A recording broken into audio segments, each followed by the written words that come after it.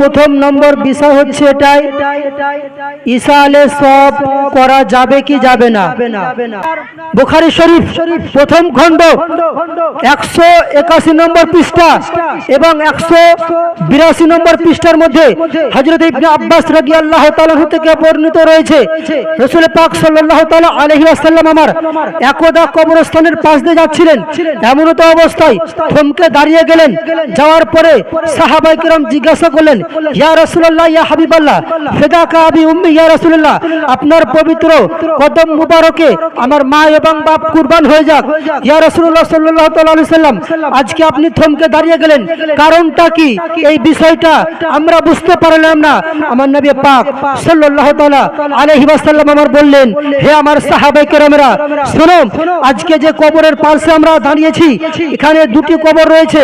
এই দুটি কবরের মধ্যে আযাব চলতেছে। আর আযাব হওয়ার বেশি বড় কারণ নয়, বেশি বড় গুনাহের জন্য নয়, ছোট গুনাহের জন্য। সাহাবায়ে কেরাম জিজ্ঞাসা করলেন, ইয়া রাসূলুল্লাহ, সেই গুনাহগুলো কি একটু আমাদেরকে বলুন। নবী পাক সাল্লাল্লাহু তাআলা আলাইহি ওয়াসাল্লাম আমার বললেন, হে আমার সাহাবায়ে কেরামরা, শোনো, এদের মধ্যে থেকে একজন প্রস্রাবের ছিটা থেকে পানি নিত না, একজন প্রস্রাবের ছিটা থেকে বাঁচত না, আর অপরজন পরনিন্দা করত, গীবত করত। এই জন্য তাদের কবরের মধ্যে আযাব চলতেছে।